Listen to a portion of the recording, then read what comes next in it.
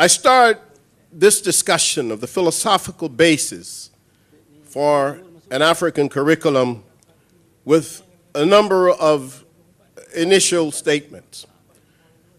Being born in the United States of America, I know that the United States itself was born with two birth defects. One was the genocide of the native peoples, and the other one was the enslavement of the Africans. It has acquired over many years other defects, rooted in the large gap between propaganda and reality, what people say or what they write and what they do. It was necessary for Europeans in the United States, and even those in Europe, to attack Africa at the very core in order to advance a curriculum of European supremacy. Else, neither enslavement nor colonialism were possible. But we have been the negation in the United States. The black population has been the negation to the negation of our history. And so we have overturned the comfort of the racist by questioning their morality and their facts. This has been the long struggle. I wrote a book some years ago, 10 years or more, called the African American History, an Odyssey or a Quest for Liberation, which has been, of course, the principal myth of the African population in the United States.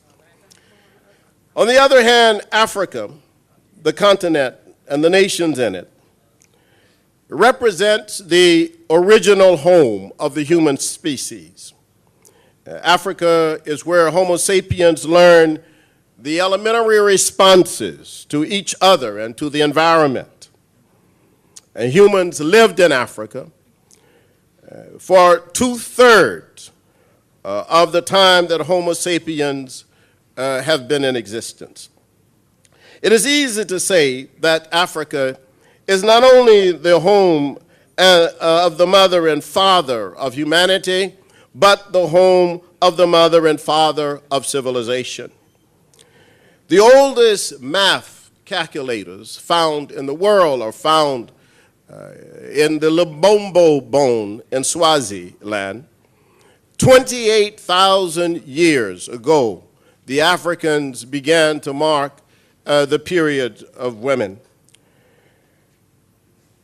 In Congo, the Isonge bone, 20,000 years ago, represent the second of the oldest mathematical calculators that we have in human history.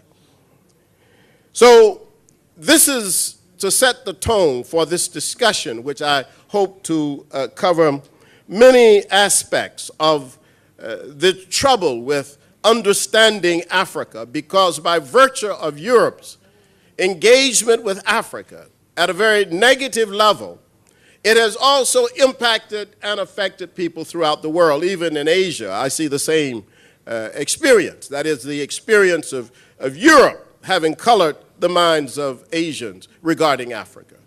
This is why, for example, a gentleman gave me the other day, 2 days ago, a list of religions in the world, and there was no African religion listed.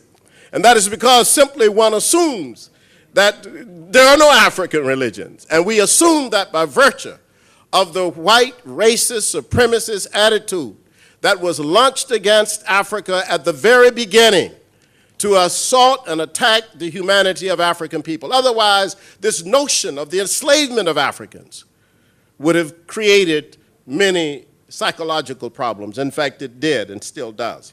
The main trope of the imperialists and European supremacists was colonization of information.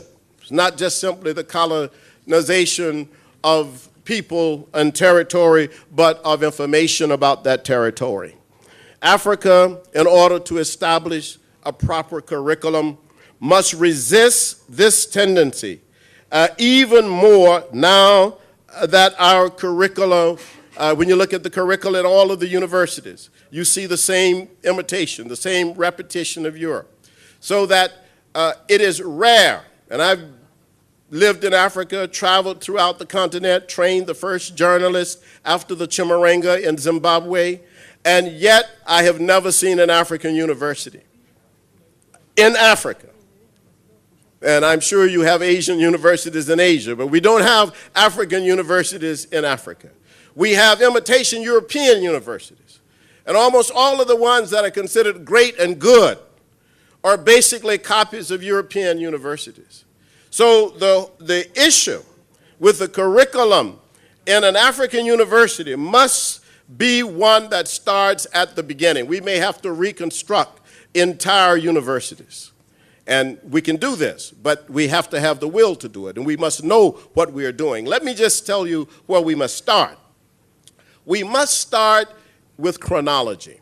That is essential. We must start with chronology in African universities. We must understand that Nubia and Kemet are to Africa as China and India are to Asia and Greece and Rome are to Europe. You have to start there. If you do not start in an African university with Kemet, which is the African name for Egypt, Egypt is the Greek name for the land. If you do not start with Kemet and Nubia, you cannot start properly with an African curriculum. It does not exist. Because what we find in Africa is that most of the universities start with Greece. But this is problematic.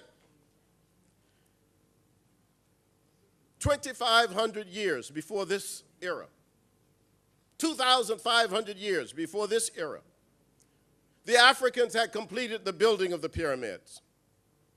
2,500 years before this era. That's like almost 5,000 years ago. The pyramids were up. In 2,500 BC, if you use that designation, there was no Greece. It didn't exist. 2,500 before this era, there was no Rome. It did not exist. So why would an African university start its curriculum from the Greeks? You know, you think the Africans were waiting around for the Greeks before they built the pyramids? You know, people waiting say, you know what, the Greeks are not here yet. We can't do anything. We have to wait till they come. And when they come, they will give us some wisdom and knowledge and teach us geometry. No, that is not the story.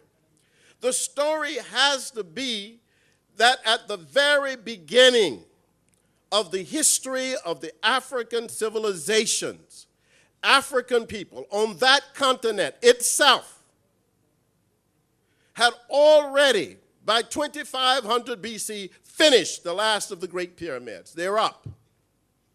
Started around 2,900 BC, but by 2,500 they're finished. There's no Greece. There is the Chinese dynasty of the Xia. There's Harappa and Mohenjo-Daro. There's Nubia. There's no Greece. It does not appear. It appears in 1000 BC when we hear the first voice of intelligence from the Greeks. And that's Homer. And it wasn't very deep stuff at that. It's not serious, but it's elevated. 1000 BC. This is like 1,500 years after the pyramids are finished. So then you get Homer. And so everything starts now. This is a false chronology. It's a very bad. No civilization among the Greeks predated Nubia or Kemet. So why would African universities start there? There's more literature written in Africa. This is another one of the arguments that they have made. Well, you know, in Africa, they don't have any literature.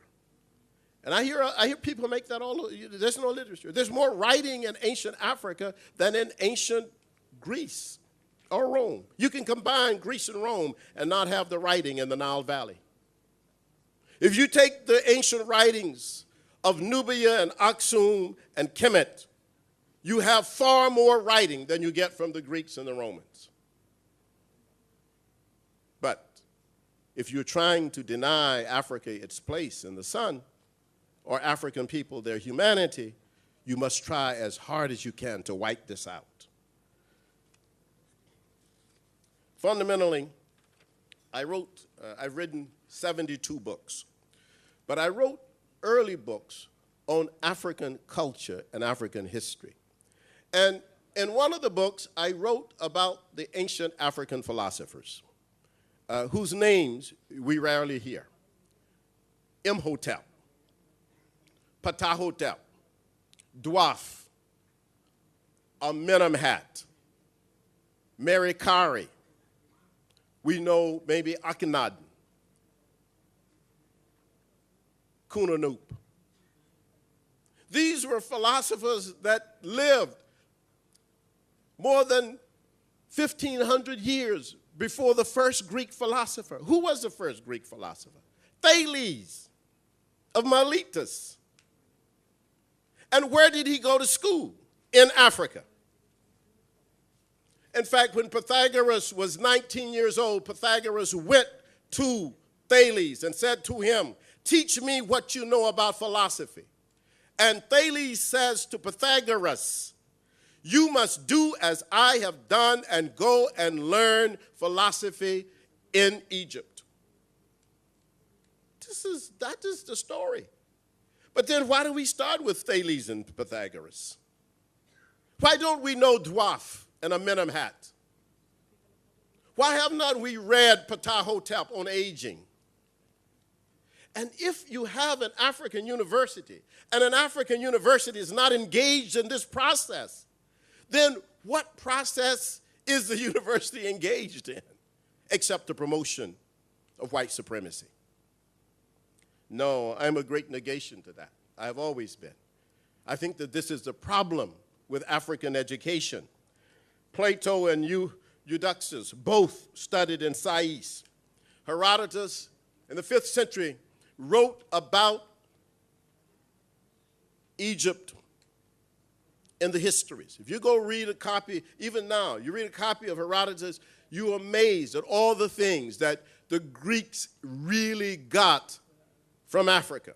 In fact, this is why George James writes in his book, Stolen Legacy. This was a Guyanese professor who wrote a book in the 1950s that there is no Greek philosophy. That if you look at the Greek system, what they did was to distort African philosophy. Stolen Legacy. You should get this book. 1954, he writes this. And this is why we were able to create Black Studies, as it was called, in the United States, or now Africana Studies, is because we convinced the academicians that they had been teaching lies, that what they had been promoting was a Eurocentric notion of the world, the imposition of their particularism as if it were universal. And we would sit in the classrooms and we would listen to them talk about the Greek. If you start anything, any discussion on politics, what they say, Plato.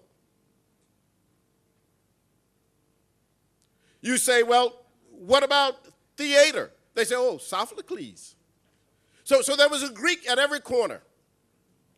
And yet, these Greeks sitting at the doors of every avenue of knowledge were but children to Africa and to India and to China